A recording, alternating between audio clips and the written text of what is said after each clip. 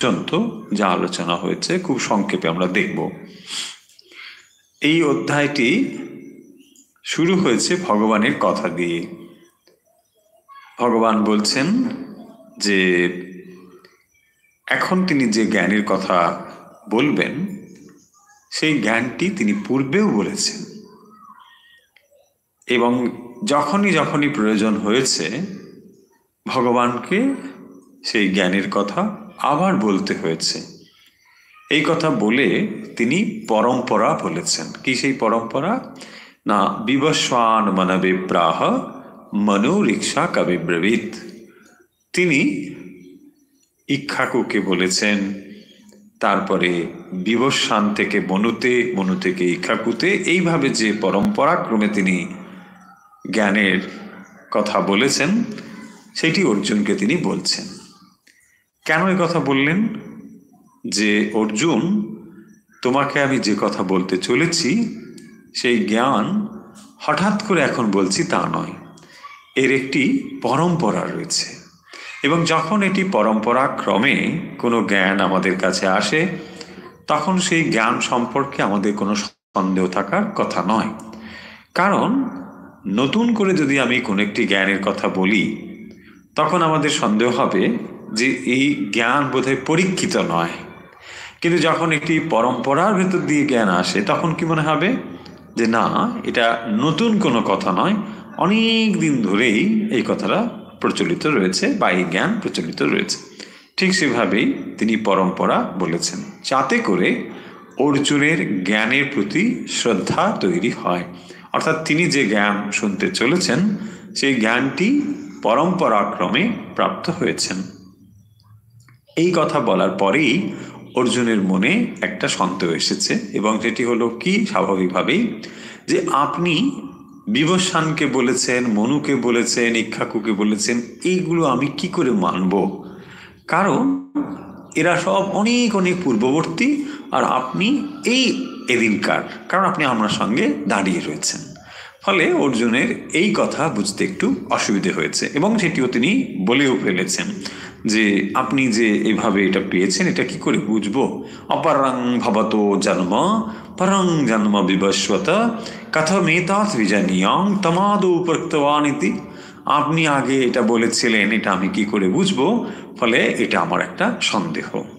এবং তার উত্তর দিতে গিয়ে ভগবান বলছেন যে আমি বহুবার জন্মগ্রহণ করেছি, এমনকি তুমিও করেছ, কিন্তু আমি আমার দিব্য জন্মের কথা বিন্দু মাত্র ভুলিনি, বাট তুমি এটা ভুলে গিয়েছ। সেটা তিনি বলেছেন, তান্যহাং বেদ সর্বাণি নত্যং বেত্ত পরন্তপ। তুমি কিন্তু সেটা মনে রাখতে পারো না, তুমি ভুলে গিয়েছো, কিন্তু আমি এটা মনে রেখেছি। এই পর্যন্ত। তারপরে তিনি কি বলেছেন? তারপরে বলছেন যে তার এই যে জন্ম, অর্থাৎ ভগবান যে জন্মগ্রহণ করেন, কি করে করেন? না, তিনি আত্মমায়া, নিজের একটি মায়া শক্তির দ্বারা তিনি আবির্ভূত হন। যেন তিনি আবির্ভূত হচ্ছেন, যেন তার জন্ম হচ্ছে, যেন তার আবার মৃত্যু হলো, এই হচ্ছে যেন। আসলে তার স্বরূপটি কি বলছেন? অজোপি সন অব্যয়াত্মা। আমি অজ, অজ মানে জন্মরহিত, যার জন্ম হয়ই না। জন্ম কার হতে পারে? যেটা নেই সেটা জাত হলো, তাই না? জন্ম মানে কিছু একটা নেই, এটা হলো।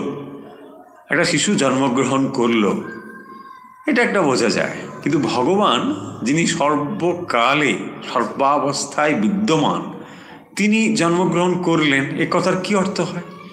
তার মানে তিনি ছিলেন না, হলেন? এটা তো হয় না। তিনি সর্বকালে সব অবস্থাতেই বিদ্যমান, তাই তিনি হচ্ছেন অজ, জন্মরহিত।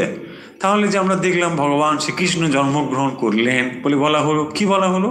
অ্যাজ ইফ তিনি জন্মগ্রহণ করলেন, যেন তিনি জন্ম হলেন, সেই জন্য বলা হচ্ছে জাত ইব, যেন তার জন্ম হলো, তার জন্ম হয় না। সেজন্য বলছেন অজোপি সন্নবায় আত্মা ভূতানাম স্বরূপিশন। আমি ভূতানাম ঈশ্বর, এইগুলো আমার স্বরূপ হয়েও আমি কি করি? প্রকৃতিম সমধিষ্ঠায় সম্ভবামি আত্মমায়া, নিজের মায়া শক্তির দ্বারা আমি যেন জন্মগ্রহণ করি। হ্যাঁ, যদিও আমার স্বরূপ হলো অজর এবং অব্যয়, এইটি কি করে হন এবং কখন তিনি হন এসবগুলো পরে বলেছেন ওই 7-8-এ যদা যদা হি ধর্মস্য ইত্যাদি। সেখানে বলেছেন অভ্যুত্থানম ধর্মস্য তদাত্মানম সৃজাম্যহম। তো এগুলো তিনি বলেছেন, এগুলো আমরা সকলেই জানি। পরিত্রাণা সাধুনাং ইত্যাদি, যে তিনি সাধুদের পরিত্রাণের জন্যে এবং দুষ্কৃতাম বিনাশায় চ দুষ্কৃতাম, দুষ্কৃতিকারীদের বিনাশের জন্য তিনি এটা করছেন।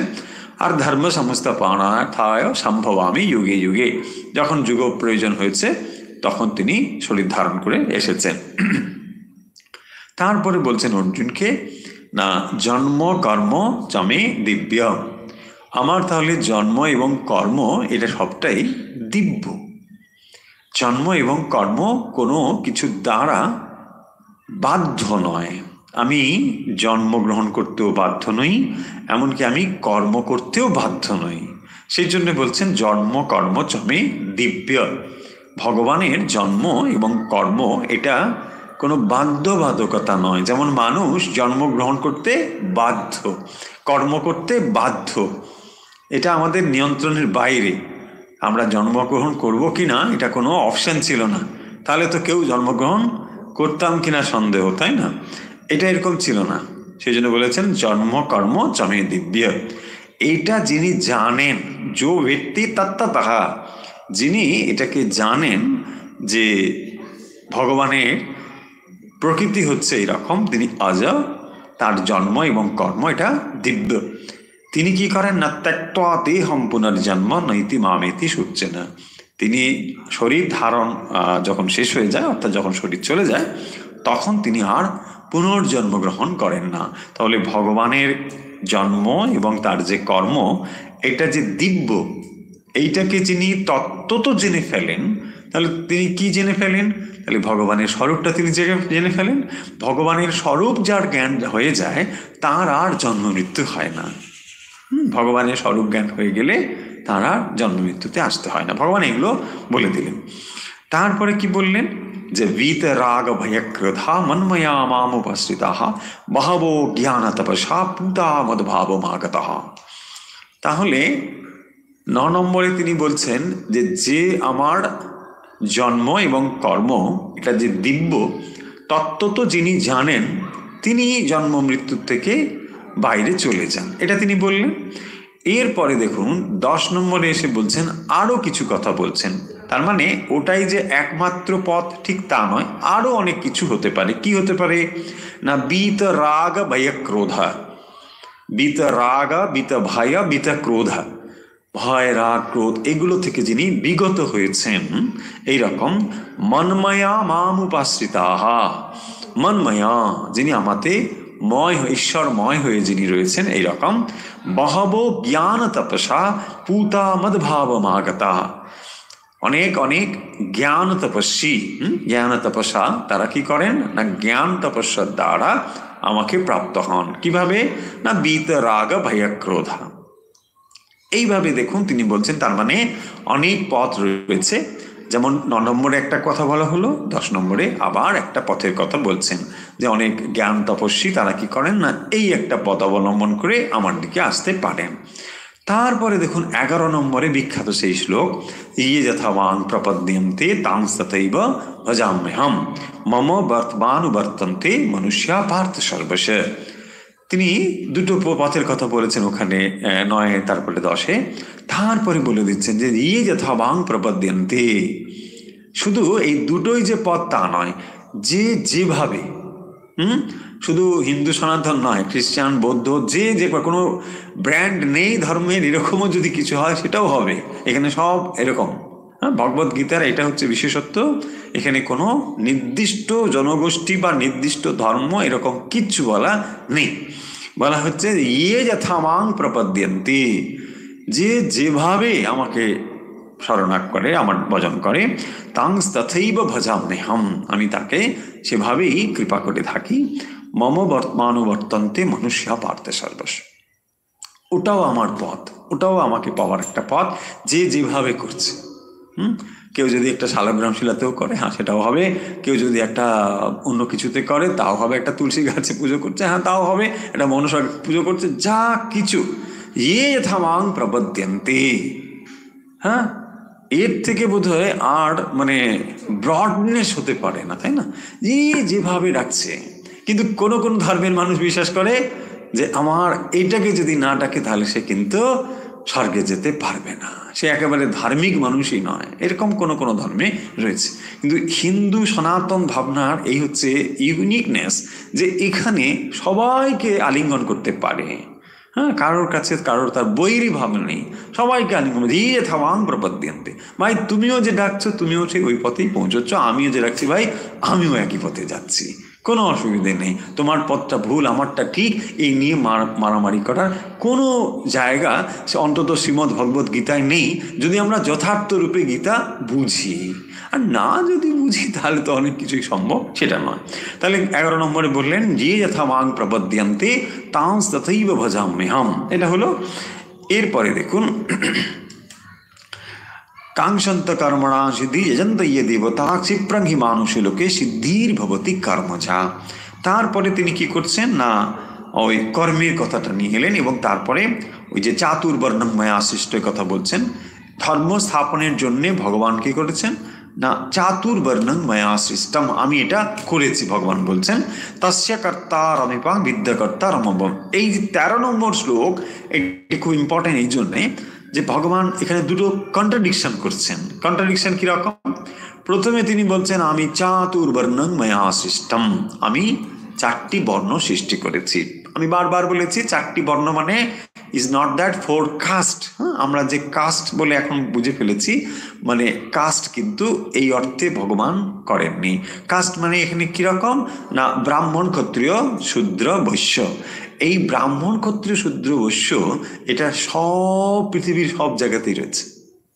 কিন্তু এখানে আমরা কাস্ট বলতে যেটা বুঝি এটা নয়। ব্রাহ্মণ মানে কোনো একটা নির্দিষ্ট পদবীধারীকে আমরা ব্রাহ্মণ বলি, আমরা মাহিষ্য বলি, আমরা শূদ্র বলি, বৈশ্য বলি, এটা না। এই 3টি শ্রেণী মানে কিরকম গুণ কর্ম বিভাগ আসে, হ্যাঁ গুণ এবং কর্ম। কর্ম মানে যেরকম তার গুণ এবং সেই অনুযায়ী তিনি যে কর্ম করেন সেই বিভাজন।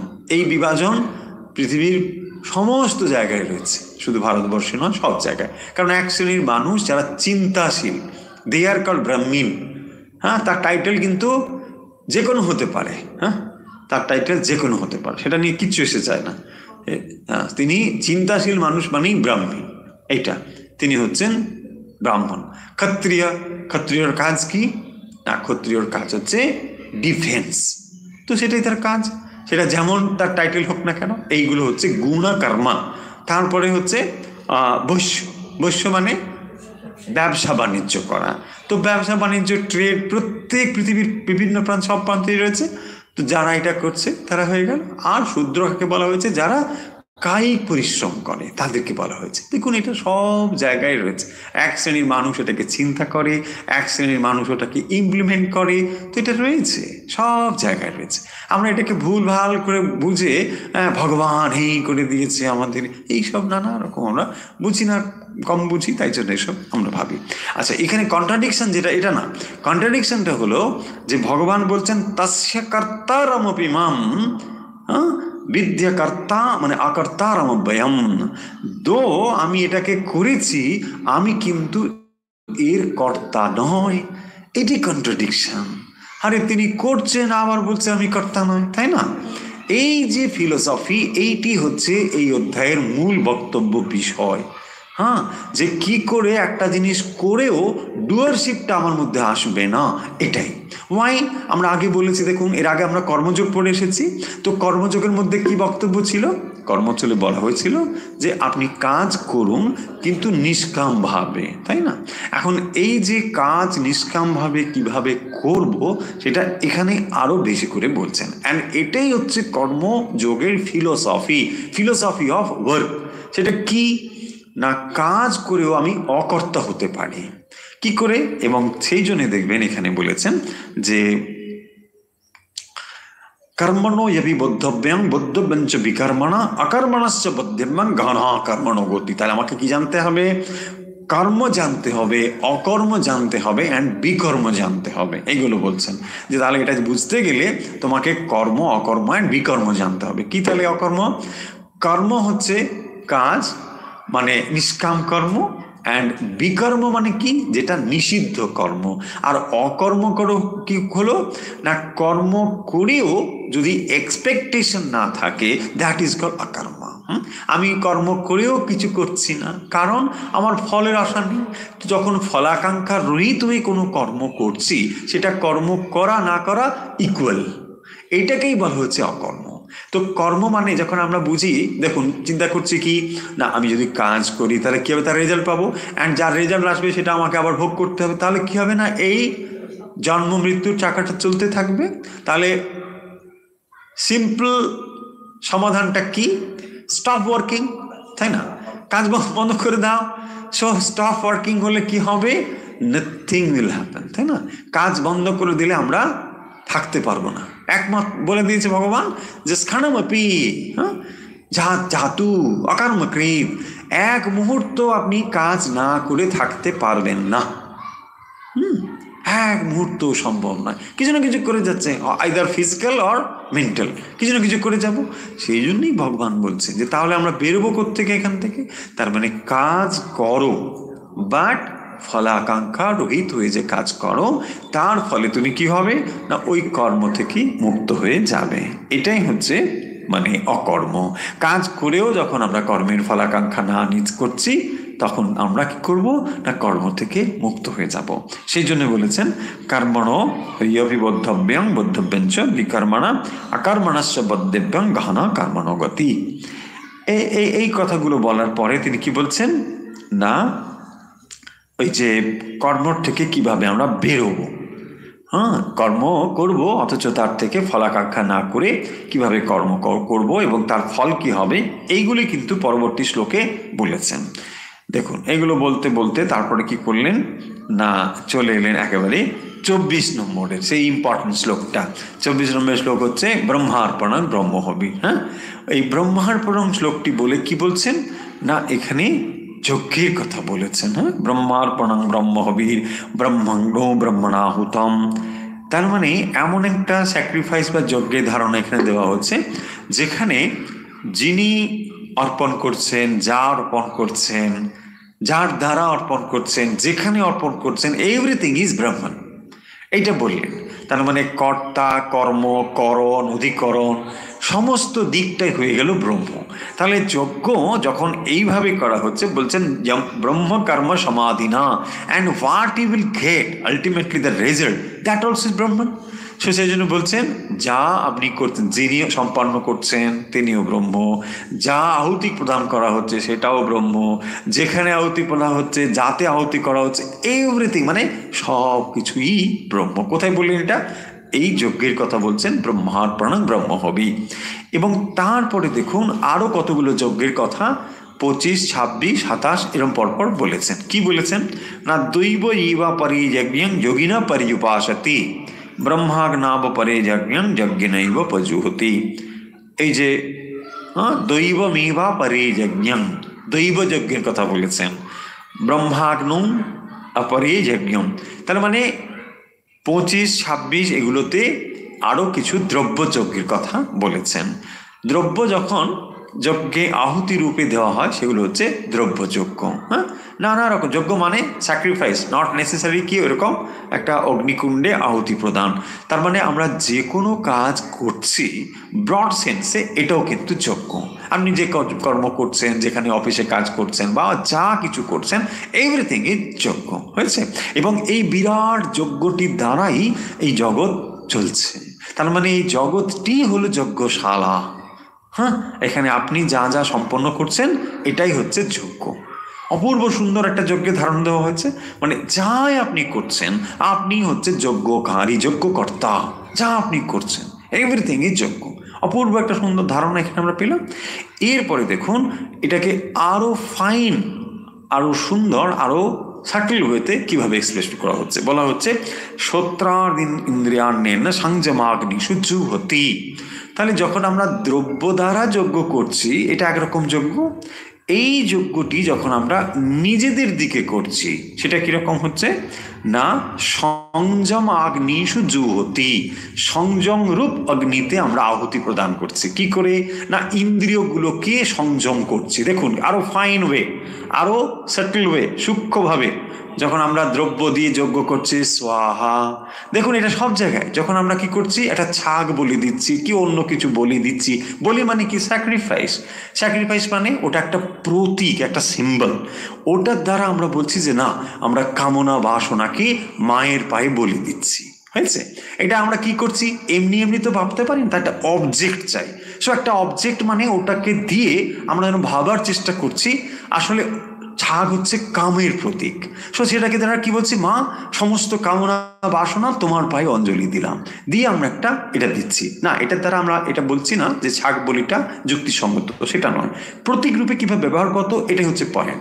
তো এটা হলো এর আসল ব্যাপারটা। কি ব্যাপার হলো যে এইটা করতে করতে আমাদের অন্তরের দিকে আমরা তাকাবো যে আসলে কামনা বাসনা তো ছাগ একটা প্রতীক ভেতরে রয়েছে। সেই জন্য দেখুন এখানে রয়েছে সংযম আগ্নিষু জুহতি। তাহলে সংযম রূপ যে অগ্নি, তাতে আমরা কি করছি, আহুতিটা প্রদান করছি। এবং এটার দ্বারা কি হচ্ছে, এটা আরো ফাইন ওয়েতে হচ্ছে, তাই না, আরো সূক্ষ্মভাবে। শব্দাদীন বিষয়ানন্য, তাহলে শব্দ মানে কি না, শব্দ স্পর্শ রূপ রস গন্ধ, অর্থাৎ ইন্দ্রিয় এবং তার যে অবজেক্ট বা বিষয়গুলো, এইগুলোকে কি করছি না, এক একটাকে আমরা গুটিয়ে দিচ্ছি, প্রত্যাহিত করছি। এগুলো হচ্ছে এই যজ্ঞের ধারণা।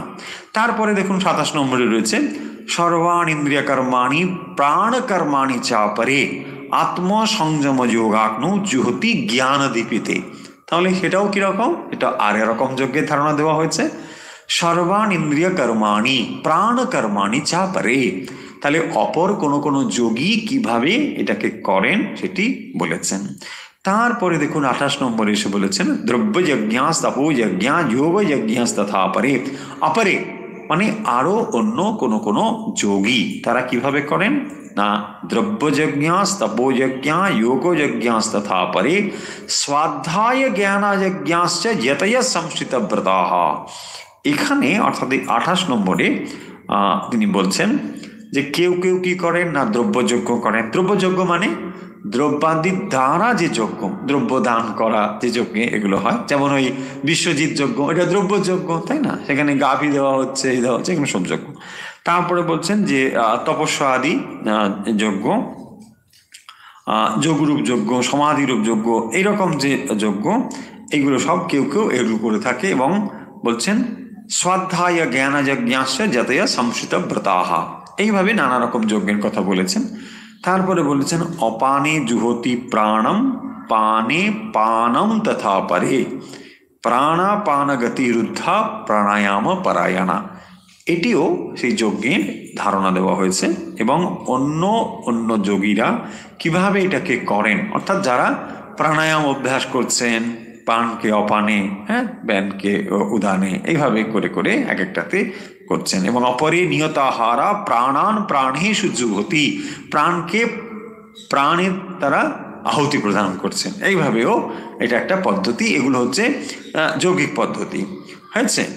দেখুন তারপরে বলছেন সর্বে পেতে যজ্ঞবিদ যজ্ঞ স্খৈত কলমশা যজ্ঞ শিষ্টামৃত ভুজো ইয়ান্তি ব্রহ্ম সনাতন। তাহলে এই পর্যন্ত কি হলো না, যজ্ঞের কথা বললেন। কোথায় শুরু হয়েছিল? 24 নম্বরে। এখানে এলো 29 নম্বর। এখান পর্যন্ত নানা রকম যজ্ঞের ধারণা দিয়েছেন। দিয়ে এখানে বলছেন সর্বপ্যেতে যজ্ঞবিদো যজ্ঞ স্খৈত কলমশা যজ্ঞ শিষ্টামৃত ভুজো ইয়ান্তি ব্রহ্ম সনাতনম। ইয়ান্তি মানে প্রাপ্তি, তারা পায়। কি পায় না, সেই সনাতন ব্রহ্মকে প্রাপ্ত হন। কিভাবে না, যজ্ঞ শিষ্টামৃত ভুজো, যারা যজ্ঞ করার পর যে অবশিষ্ট থাকে এটি যারা ভোগ করেন তারা, সেটাকে বলা হয়েছে যজ্ঞ অবশিষ্ট অন্নাদি যারা ভোজন করেন। তার মানে কি হলো, তার মানে আপনি যা ইনকাম করেন এটা সম্পূর্ণ আপনার নয়। দেখুন আমরা পড়ছি হাজার হাজার বছর আগের শাস্ত্র, তখনকার দিনে ইনকাম ট্যাক্সের ধারণা ছিল না, কিন্তু এখানে ইনকাম ট্যাক্স রয়েছে যে কিভাবে আপনি আপনার অর্থ উপার্জনের একটা অংশ অন্যকে দেবেন। এখানেও ঠিক একইভাবে কেউ তো এরকম করলে আর দিচ্ছে না, তাই জন্য এখন কি করতে হয়েছে, রাষ্ট্র চালাতে গেলে বলছেন না এত % একটা আপনাকে ট্যাক্স দিতে হবে। সো আপনার সোর্স অফ ইনকাম যদি এই হয় তাহলে এত % ট্যাক্স, সোর্স অফ ইনকাম যদি এই হয় তাহলে এত % ট্যাক্স, তারপরে আবার ডিডাকশন রয়েছে। এনিওয়ে, সো এইভাবে কি হচ্ছে না ইনকাম ট্যাক্সটা ধারণা দিয়েছে। তখনকার সময় এটা ছিল না, তা কি করবে না যজ্ঞ করার পরে যা অবশিষ্ট থাকবে দ্যাট ইজ ইয়োর্স। সো আপনি যেটা আর্ন করেন that everything is not yours, কারণ আপনি যখনই কিছু নিয়ে আসছেন কাউকে না কাউকে বঞ্চিত করেছেন, তাই না? বলছে না আমি আমার যোগ্যতায় চাকরি পেয়েছি। আরে ভাই, তোমার মতো যোগ্য এরকম অনেকেই ছিল, কিন্তু তুমি চাকরিটা পেয়েছো, ভালো কথা, তাহলে অন্যের বঞ্চিত করে তুমি এটা গ্রহণ করেছো, তুমি এটা বুঝে ওদেরকেও কিছু দাও। হচ্ছে দেখুন এই কনসেপ্টগুলো এখানে রয়েছে। সেই জন্য হচ্ছে যজ্ঞ শিষ্টামৃত হইও, অর্থাৎ এইভাবে যারা সেটাকে গ্রহণ করছেন তাহলে সেটা কি হলো না ইয়ান্তি ব্রহ্ম সনাতনম, অ্যান্ড এটার দ্বারা কি হয় না তারা সেটাকে ওই ব্রহ্ম সনাতনকে প্রাপ্ত হয়। নায়ম লোকস্থ যজ্ঞস্য কুতন্য পুরুষোত্তমা এবং বহুবিধা যজ্ঞা বিতত ব্রহ্মণ মুখে। অ্যান্ড এইখানে 32 নম্বর এসে বলছেন কর্মজান বিদ্ধি। তাহলে এই যে যজ্ঞগুলো এটা কিরকম না এবং বহুবিধা যজ্ঞা, এই যজ্ঞগুলো কিরকম বহুবিধা, নানা রকমের যজ্ঞের কথা রয়েছে বিততা ব্রহ্মণ মুখে। হ্যাঁ, এইভাবে এটা ব্যক্ত করা হয়েছে, বলা হয়েছে। এবং এটা কিরকম না কর্মজান বিদ্ধি। কর্মজান, কর্মজান মানে না এইটা করলে কি হবে না তার একটা রেজাল্ট আসবে, কর্মজাত। সেইটা হচ্ছে কর্মজান, অর্থাৎ এই যজ্ঞাদি করলে তার একটা ফল আসবে কর্ম নিমিত্ত, সেইটা হচ্ছে কর্মজান। এইবারে দেখুন জ্ঞানের কথায় আসবে, তাহলে শ্রেয়ান দ্রব্যময়া যজ্ঞাজ জ্ঞান যজ্ঞ পরান্তপ। তাহলে যত যজ্ঞের কথা বলা হলো এটা আসলে তাহলে কি না এটা হলো কর্মজান বৃদ্ধি। এটা একটা ধরনের কাজ, যজ্ঞ হতে পারে, that also is work, something to do. এটা তো একটা করা ব্যাপার, করতে হবে, তাই না? That is why it is called কর্মজান, এটা কর্মজান। তারপরে এসে বলছেন যে শ্রেয়ান দ্রব্যময়া যজ্ঞাচ জ্ঞান যজ্ঞ পরান্তপা। তাহলে শ্রেয়ান দ্রব্যময়া যজ্ঞাচ, এই যে দ্রব্যময় যজ্ঞ তার থেকে জ্ঞান যজ্ঞ হচ্ছে পরান্তপা, শ্রেষ্ঠ। সর্বম কর্ম কিলং পার্থ জ্ঞানে পরিসমাপতে। তাহলে কর্মের থেকে জ্ঞান যে শ্রেষ্ঠ এটা এখানে বলছেন, যে জ্ঞান যজ্ঞ দ্রব্যযজ্ঞ থেকে মানে জ্ঞান যজ্ঞ হচ্ছে শ্রেষ্ঠ। কারণ কি না এই জ্ঞান কি হয় না জ্ঞানের দ্বারা আমরা শ্রেষ্ঠ যে অবস্থা আত্মজ্ঞান এটাকে লাভ করতে পারি। কারণ যখন আমরা এই জগতের মধ্যে রয়েছি এবং যখন আমরা ভ্রান্তভাবে এই জগৎটাকে দেখছি, তখন সেখানে জ্ঞান দরকার না কর্ম দরকার? দরকার জ্ঞান। একটা জিনিস যখন আমরা অন্যভাবে দেখছি, অর্থাৎ যখন সত্য বস্তুটাকে মিথ্যাভাবে দেখছি, তখন সেখানে দরকার জ্ঞান। এবং সেজন্যই যে যজ্ঞাদির কর্ম কথা বলা হলো, এই যজ্ঞগুলো যেমনই হোক না কেন কর্মজান, অর্থাৎ এর দ্বারা কি হয় না ফলপ্রাপ্তি হয়, এবং সেই ফলপ্রাপ্তির দ্বারা কি হয় স্বর্গপ্রাপ্তি হতে পারে আলটিমেট। কিন্তু জ্ঞান না হলে মুক্তি সম্ভব নয়। সেই জন্যই আচার্য শঙ্করও বলেছেন দেখবেন জ্ঞান, বারবার তিনি বলেছেন জ্ঞানের কথা, এবং বলছেন কোটি জন্মে যদি জ্ঞান না হয় তাহলে মুক্ত হওয়া যাবে না, জ্ঞান চাই। এবং সেই জ্ঞান কি আত্মজ্ঞান। কি করে সেটা এখানে বলছেন যে শ্রেয়ান দ্রব্যময়ার যজ্ঞান জ্ঞান যজ্ঞ পরায়ণ। তাহলে শ্রেষ্ঠ হচ্ছেন জ্ঞান যজ্ঞ। তদ্বিদ্ধি প্রণিপাতেনা পরিপ্রশ্নেন সেবা। এইবারে নলেজ আমরা কি করে পাবো হয়েছে দেখুন, এই পর্যন্ত পরিষ্কার হয়েছে একদম। আমরা পুরো জিনিসটা আরেকবার চোখের সামনে দাঁড় করে দিয়েছি যে জ্ঞান ছাড়া এটা সম্ভব নয়, আপনাকে সেই জ্ঞানটি লাভ করতে হয়। What is that knowledge? তদ্বিদ্ধি প্রণিপাতেনা পরিপ্রশ্নেন সেবয়া। এটা আমরা কি করে প্রাপ্ত হব? এই জ্ঞান অন্য জ্ঞানের থেকে সম্পূর্ণ আলাদা। হ্যাঁ, এটা এরকম নয় যে মানে আমরা একটা টাকা দিলাম ব্যাস ওখান থেকে এটা শিখে নিলাম, ওটা হয়ে গেল। এখন যেমন আমরা নলেজটাকে মানে কিনতে বিক্রি করতে পারি, এটা কিন্তু এক সময় এটা ছিল না। এবং এই জ্ঞান এতটাই পবিত্র বলে ধরা, এমনকি সেকুলার নলেজকেও এত পবিত্র বলে ধরা হতো এক সময়। তো এটা ছিলই যে মাস্টারমশাই যদি তিনি অঙ্ক পড়ান, ভূগোল পড়ান, মানে সেকুলার নলেজ, তখনও এটা বিশ্বাস করা হতো যে অর্থ দিয়ে এটা কেনা যায় না। হ্যাঁ, খুব পুরনো কথা নয়, কিছুদিন আগে পর্যন্ত এটা মানুষ বিশ্বাস করত। এবং এটা কোথাও কোথাও এখনো রয়েছে যে শ্রদ্ধার দ্বারাই একমাত্র, এবং এখনো এটাই সত্য যে একমাত্র শ্রদ্ধার দ্বারাই এটা প্রাপ্ত হওয়া যায়। যদিও আমরা অনেক অনেক অর্থ দিয়ে এটাকে কিনি বলে মনে করি, আসলে কিন্তু তা নয়, শ্রদ্ধা ছাড়া এটা হয় না। সেই জন্যে এই আত্মজ্ঞান, শ্রেষ্ঠ জ্ঞানটি পাওয়ার জন্য দরকার কি না, তৎ বৃদ্ধি প্রণিপাতেন পরিপ্রশ্নেন সেবয়া। তাহলে এটার জন্য কি চাই না, প্রণিপাত চাই। প্রণিপাত মানে তার কাছে সারেন্ডার, তার কাছে, গুরুর কাছে। অর্থাৎ যিনি এই জ্ঞান যার কাছে রয়েছেন তাকে বলা হয় গুরু, এবং তার থেকে যে জ্ঞানটি যার মধ্যে আসবে তাকে বলা হয় শিষ্য। তো এই গুরুর থেকে যখন এটা আসবে, কি করে যাবে না, শিষ্যের মধ্যে থাকতে হবে প্রণিপাত, তার মধ্যে থাকতে হবে পরিপ্রশ্ন, তার মধ্যে থাকতে হবে সেবা। তাহলে সেবয়া পরিপ্রশ্নেন এবং প্রণিপাতেন, এর দ্বারা এই জ্ঞান প্রাপ্ত হওয়া যায়। উপদিক্ষন্তে জ্ঞানং জ্ঞানিনা তত্ত্বদর্শিনা, যিনি তত্ত্বদর্শী তিনি কি করবেন, এই জ্ঞানটি প্রদান করবেন। এবং তার কাছে গিয়ে, আরে দিন দিন কি আছে আমাকে, হ্যাঁ দেবেন না, মানে দেখে নেবো, রাস্তায় ঘিরে দেবো, হ্যাঁ এই তো হয় এখন। তার জন্য আমরা শিখতেও পারি না। দেখবেন এটাই হয়েছে, যতদিন মাস্টারমশাইদের প্রতি আমাদের শ্রদ্ধা ছিল ততদিন আমরা খানিকটা শিখতে পেরেছি। যতদিন আমাদের শ্রদ্ধাটা চলে গিয়েছে আমরা আর শিখছি না, সার্টিফিকেট পাচ্ছি কিন্তু যথার্থ শিখছি না। কারণ শিক্ষা কখনোই জোর করে আদায় করা যায় না। এটা তার একটা বিরাট নমুনা এখানে রয়েছে। যাই হোক, যজ জ্ঞাত্বানা পুনর্মোহম এবং যাস্যসি পাণ্ডব ইয়েন ভূতানি শেষানি দ্রাক্ষস্যা আত্মনাথময়ী। তারপরে কি বলছেন না, যজ জ্ঞাত্বা, এই যে জ্ঞান যেটি প্রাপ্ত হলে পুনর্মোহ এবং যাস্যসি পাণ্ডব ন পুনর্মোহম, তার আর পুনরায় তিনি মোহগ্রস্ত হয় না, অর্থাৎ তার জ্ঞান চিরদিনের জন্য লাভ হয়। তারপরে কি বলেছেন, অপি চেদসি পাপেভ্য সর্বেভ্য পাপকৃত্তমা সর্বং জ্ঞান প্লবেনৈব বৃজিনম সন্তরিষ। খুব ইম্পর্টেন্ট এই শ্লোকটি, 36 নম্বর। কি পড়েছি আমরা, অপি চেদ অপি পাপেভ্য সর্বেভ্য পাপকৃত্তমঃ। এই জ্ঞান সম্পর্কে বলতে গিয়ে বলছেন যে জ্ঞান এমনই, সর্বেভ্য পাপকৃত্তমঃ, এই চেদ অপি পাপেভ্য, এই জ্ঞান হচ্ছে সর্বম জ্ঞান প্লবেনৈব বৃজিনম সন্তরিষ্যসি। এই জ্ঞান এতটাই উন্নত যে শ্রেষ্ঠ যে পাপী, অত্যন্ত গভীর যে পাপ করেছে, পাপকৃত্তমঃ, সেও এই জ্ঞান প্রাপ্ত হলে মুহূর্তে সে বন্ধন থেকে মুক্ত হয়ে যাবে। শ্রীরামকৃষ্ণ বলেছেন 1000 বছরের অন্ধকার ঘর কিন্তু এক মুহূর্তে জ্বলে ওঠে, সেটা বলেছেন।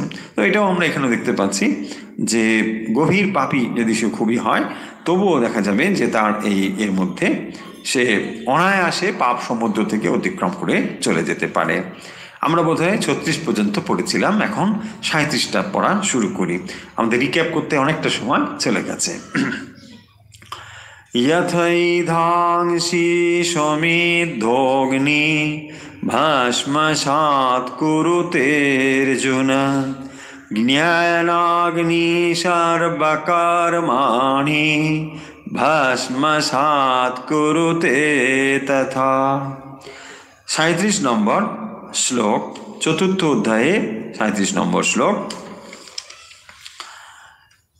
यथा एधांसि, यथा एधांसि, यथैधांसि, यथा एधांसि समिद्ध अग्नि भस्मसात् कुरुते अर्जुन ज्ञानाग्नि सर्वकर्माणि भस्मसात् कुरुते तथा।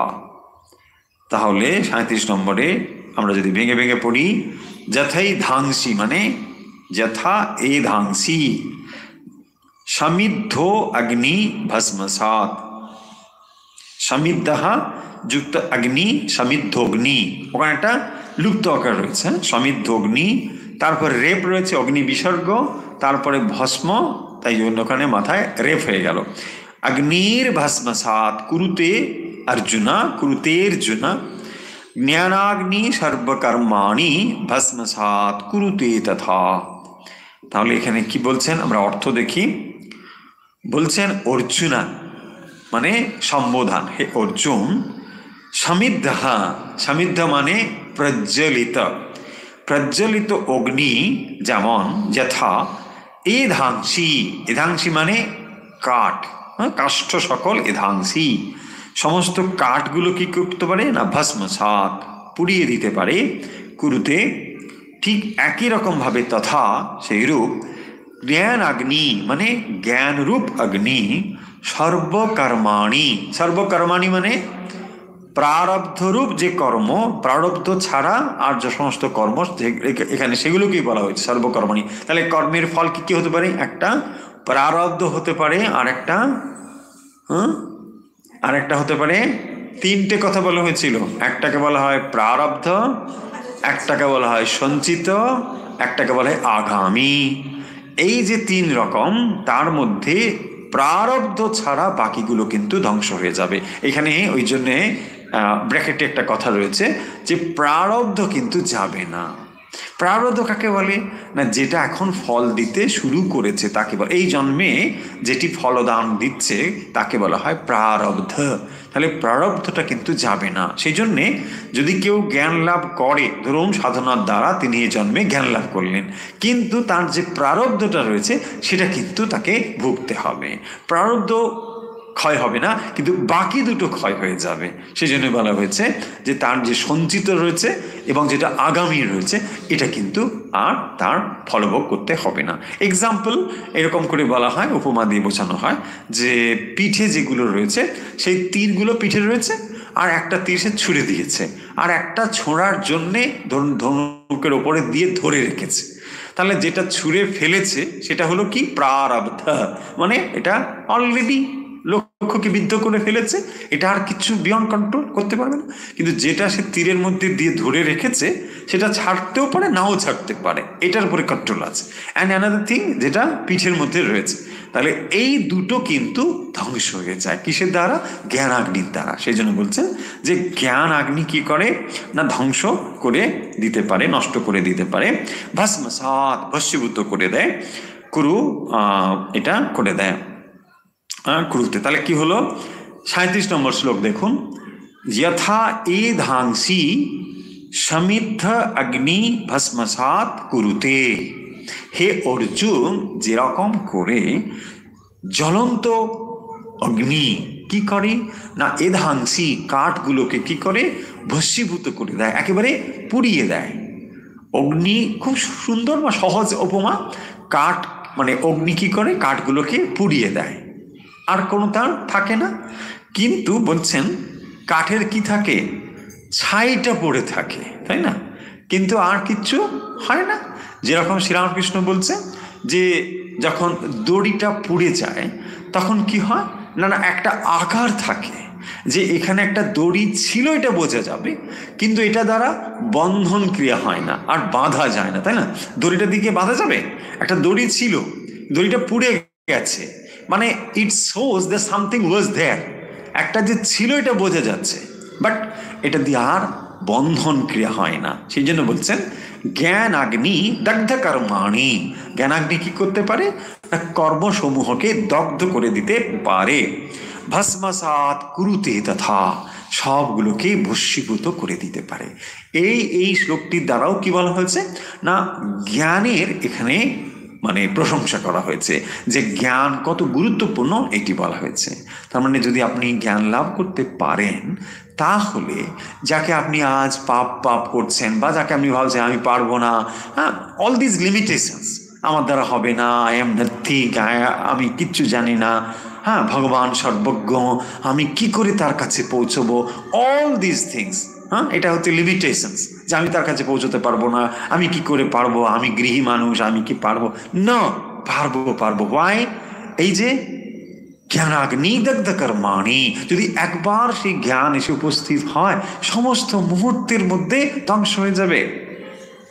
তাহলে এই জন্মে যে হবে না, না সে কত জন্মের ব্যাপার, না কত জন্মের ব্যাপার বলে বসে থাকার কোনো কথা এখানে নেই। এই জন্মে সেটা হবে। কেন হবে না?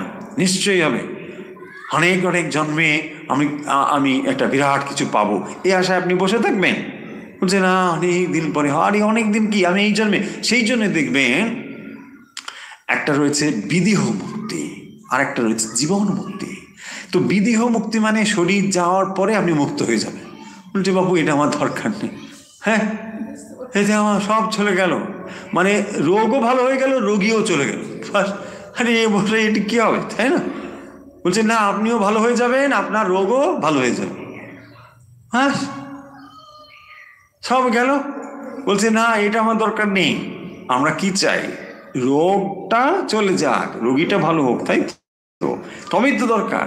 তার মানে আপনি যে মুক্ত হয়েছেন, you have to feel so যে আমি মুক্তা, অ্যান্ড দিস ইজ কল্ড জীবন মুক্তা। এটাকে বলা হয়েছে জীবন মুক্তা। জীবিত অবস্থায় তিনি মুক্তির স্বাদ অনুভব করবেন, যে ফ্রি ফ্রম এভরি বন্ডেজ। সে জীবিত রয়েছেন, বেঁচে আছেন, কিন্তু he is free from all bondage. এটাই বলা হয়েছে জীবন মুক্তা। জীবন মুক্ত সুখপ্রাপ্তি, এইটাই হচ্ছে শরীর ধারণের হেতু। এটাই হচ্ছে শরীর ধারণের হেতু, জীবন মুক্তি সুখপ্রাপ্তি। শরীর ধারণ, মানব শরীর ধারণের একটি উদ্দেশ্য জীবন মুক্তি সুখপ্রাপ্তি।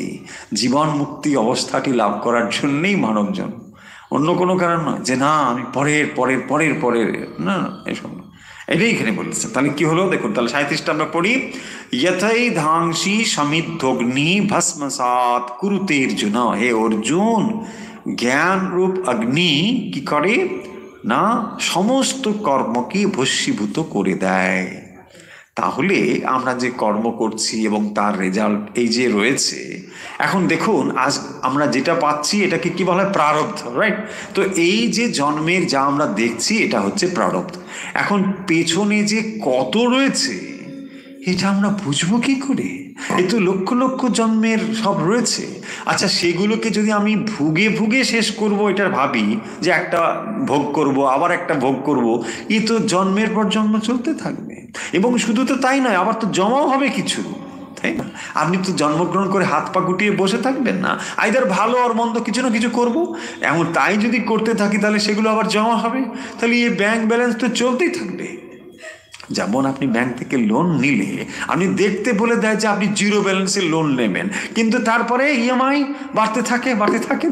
তো এক্স্যাক্টলি দ্য সেম ওয়ে যদি এটা চলতে থাকে তাহলে তো আপনি পেমেন্ট দিতেই পারবেন না, ওই ঋণ ভারেই আপনি শেষ হয়ে যাবে। যদিও আপনাকে বলছে না না ব্যাংকে কোনো টাকা দরকার নেই, আপনি নিয়ে যান না 4টে গাড়ি, দিয়ে দেবে ব্যাংক, কিন্তু আসলে ওই রকম না। ডেবিট কার্ড মানে একটা ডেঞ্জারাস জিনিস, তাই না? মানে ও আপনাকে লোনের মধ্যে ঢুকিয়ে দেবে। তো এই দেখুন এই যে ব্যাপারটা, তাহলে প্রারব্ধ আপনি করে করে তাহলে সেখানে জমে যাবে। তো তাহলে আপনি এর থেকে বেরোবেন কি করে? এখানেই বলছেন জ্ঞান অগ্নি দগ্ধ কর্মাণি। তাহলে একটা ব্যবস্থা রয়েছে। এই অবস্থা যদি হয় তাহলে আর মানে আপনি হয়তো অনেক দেনা করে ফেলেছেন, কিন্তু গভর্নমেন্ট যদি ডিক্লেয়ার করে দেয় এরপর থেকে যারা যারা নিয়েছিলেন লোন সব মকুব হয়ে গেল, বাস finish. So this is called জ্ঞান অগ্নি। হয়েছে? যখন এইটা হয়ে যাবে সমস্ত দেনা থেকে আপনি মুক্ত হয়ে গেলেন, বাস টেনশন ফ্রি। হ্যাঁ, বলছে না এই তো বেশ অনেক দেনা ছিল, রাত্রি ঘুম হচ্ছে না, কি হবে না, আপনি ফ্রি, বাস আর কিচ্ছু দিতে হবে না। এটাই হচ্ছে জ্ঞান অগ্নি। হয়েছে? তাহলে জ্ঞান রূপ অগ্নি দ্বারা কি হয়? সমস্ত কর্ম ক্ষয় হয়ে যায়, নষ্ট হয়ে যায়। নহি জ্ঞানেন সদৃশম। তাহলে পরের শ্লোকটা একটু দেখতে পারি, কয়েক মিনিট সময় আছে। নহি জ্ঞানেন সদৃশম পবিত্রামিহ বিদ্যতে তৎ স্বয়ং যোগ সংসিদ্ধ কালেনাত্মনি বিন্দতে। 38 নম্বর শ্লোক লক্ষ্য করুন। 38 নম্বরে বলছেন নহি জ্ঞানেন সদৃশম পবিত্রম ইহ বিদ্যতে তৎস্বয়ং যোগ সংসিদ্ধ কালে না আত্মনি বিন্দতি। কি বললেন? নহি জ্ঞানেন সদৃশম পবিত্রম ইহ বিদ্যতে। সিম্পল, একদম সহজ। নহি জ্ঞানেন সদৃশম, জ্ঞানেন মানে জ্ঞানের মতো, সদৃশম এরকম জ্ঞানের মতো, পবিত্রম ইহ বিদ্যতে আর পবিত্র কিছু নেই। তাহলে জ্ঞানের মতো পবিত্র এরকম আর কিছু নেই। তৎ স্বয়ং যোগ সংসিদ্ধা, কেন না এটি হলো যোগ সংসিদ্ধ স্বয়ং ইটসেলফ। এটাই হচ্ছে সেই জন্যে না জ্ঞান কি করতে পারে না কর্মযোগ সিদ্ধ, যে যোগ সংসিদ্ধ কালেন আত্মনি অন্তঃকরণে স্বয়ং বিন্দতি, নিজেই অনুভব করেন। তাহলে জ্ঞান লাভ হলে আপনি যে জ্ঞান লাভ করেছেন এটার জন্যে অন্য কারোর অপেক্ষা রাখে না, আপনি নিজেই বুঝতে পারেন যে আপনি জ্ঞান লাভ করেছেন। জ্ঞানের এটি হচ্ছে মহিমা। নহি জ্ঞানেন সদৃশম পবিত্রমিহ বিদ্যতি তৎ স্বয়ং যোগ সংসিদ্ধः কালেন আত্মনি বিন্দতি। যোগ সংসিদ্ধ মানে যিনি কর্মযোগ সিদ্ধ পুরুষ, যোগ সংসিদ্ধ, যিনি সিদ্ধি লাভ করেছেন। কালেন মানে এক্স্যাক্টলি ঠিকঠাক সময়, যথা সময়, আত্মনি অন্তঃকরণে স্বয়ং বিন্দতি, নিজেই অনুভব করেন। তাহলে কর্মযোগে যিনি মোক্ষার্থ পুরুষ তিনি ব্রহ্মজ্ঞান যথাকালে স্বয়ং অন্তরে অনুভব করেন। এই মানে জ্ঞানের তুল্য পবিত্র বস্তু আর কিছু নেই। নিষ্কাম কর্মযোগে যিনি সংসিদ্ধ হয়েছেন তিনি কি করেন না তিনি যথাসময়ে অন্তঃকরণে ব্রহ্মজ্ঞান লাভ করেন। সেই জন্য বলছেন নহি জ্ঞানেন সদৃশম পবিত্রমিহ বিদ্যতে, জ্ঞানের মতো এরকম পবিত্র আর অন্য কিছু নেই। এবং এখানে কি হয় না এই নিষ্কাম কর্মযোগে যে যিনি কর্মযোগী, কর্মযোগ সিদ্ধ যে পুরুষ তিনি কি করেন না ব্রহ্মজ্ঞান যথাসময়ে নিজ অন্তঃকরণে সেটি লাভ করে থাকেন। অর্থাৎ যখন তিনি নেতি নেতি করে এটি লাভ করে সেই অবস্থায় পৌঁছন তখন তাকে আর বলতে হয় না যে তিনি সিদ্ধি কি, এটা তিনি নিজেই অনুভব করেন। সেই জন্য বলেছেন যে এটা তাকে আর বলতে হয় না। সিদ্ধি সিদ্ধি মুখে বললে হয় না, সিদ্ধি খেতে হয়। ঠিক সেরকম অর্থাৎ যখন তিনি সেটি অনুভব করেন তখন সেটা আর অন্য কারো কিছু ওপর অপেক্ষা করে না, নির্ভর করে না। সেই জন্য স্বয়ং সংসিদ্ধি, স্বয়ং যোগ সংসিদ্ধ কালেন আত্মনি বিন্দতি, তিনি জানতে পারেন। তাহলে এই শ্লোকটির দ্বারাও জ্ঞানের প্রশংসা করা হয়েছে। তাহলে জ্ঞান কি করতে পারে না জ্ঞানেন সদৃশং পবিত্রম মিহ ন বিদ্যতে, জ্ঞানের মতো পবিত্র এরকম আর কিছু নেই। কারণ কালেন অর্থাৎ যথাসময়ে যিনি কর্মযোগী তিনি ব্রহ্মজ্ঞান লাভ করে থাকেন, কারণ তিনি নিষ্কাম কর্মের দ্বারা ওই অবস্থাটি লাভ করে থাকেন। আমরা কি আর এগোবো? অনেকে বলেন আমরা ধীরে ধীরে এগোলে ভালো হয়। এই অধ্যায়ে আর অল্প কিছুটা রয়েছে, ঠিক আছে। আমরা আমরা আমরা এই দুটো শ্লোককে আরেকবার আলোচনা করে দিই। অর্থাৎ 37 এবং 38 নম্বর শ্লোক। 37 এবং 38 নম্বর শ্লোক আমরা এই দুটোই পড়লাম আজকে। তার মধ্যে 37 নম্বর শ্লোকের অর্থ আমরা কি দেখলাম না যথা এধাংসি সমিদ্ধগ্নি ভস্মসাৎ কুরুতে জন্য। অর্জুনকে বলছেন হে অর্জুন,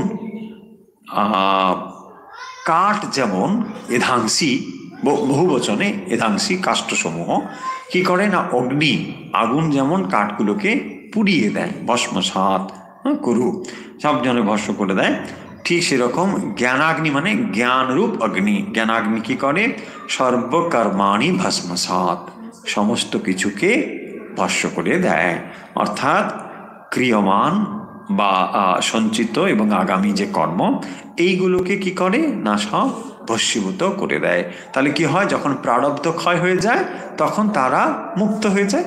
প্রারব্ধ ক্ষয় হয়ে গেলে তখন শেষ অবস্থাতে সে মুক্ত হয়ে যাচ্ছে। তার আর কোনো কিছু থাকছে না। এই যে সে পরে বললেন স্বয়ং যোগ সংচিত কালেন আত্মনি বিন্দতি, কালেন আত্মনি বিন্দতি মানে কালেই সে ব্রহ্মজ্ঞানটা লাভ করছে, হয়েছে। যখন তার সেই অবস্থাটা চলে গেল, তখন সে কি হলো না, আর তার শরীর ধারণ হবে না। কারণ শরীর ধারণের জন্যে তার যে কর্ম থাকা দরকার ছিল সেগুলো তখন আর নেই। ফলে যখন তার সেই বীজগুলো চলে গিয়েছে, তখন সে কি হবে না, তার আর কাজ হবে না। সেই জন্য বলছেন না যে ওই অবস্থাটা কীরকম না, যখন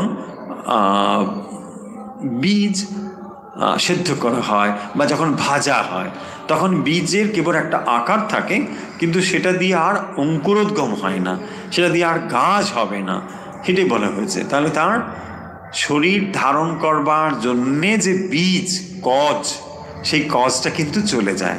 একটা শরীর ধারণ করার জন্য একটা কজ রয়েছে, তাই না? যখন একটা গাছ আমরা পুঁতছি, সেই গাছের ভেতরে একটা সিড বা দানা রয়েছে, সেই দানার ভেতরে সুপ্ত হয়ে একটা গাছ অপেক্ষা করছে, তাই না?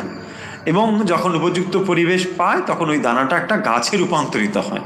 তার মানে ওই গাছে ওই দানার মধ্যে একটা গাছ কিন্তু লুকিয়েছিল, সম্ভাবনা নিয়ে অপেক্ষা করছিল।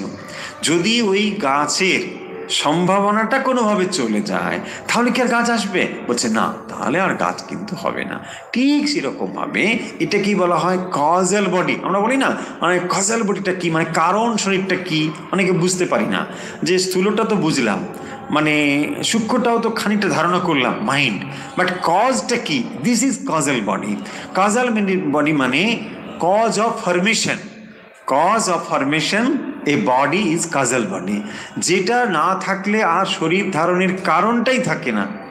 শরীরটা কিভাবে গঠিত হবে সেটা একটা জিনিস। যেমন একটা গাছ এর দানা যা, সেই গাছটিতে রূপান্তরিত হবে। এমন তো নয় আপনি বট গাছের দানা ফেললে সেটা একটা নিম গাছ হয়ে যাবে, এটা হবে না।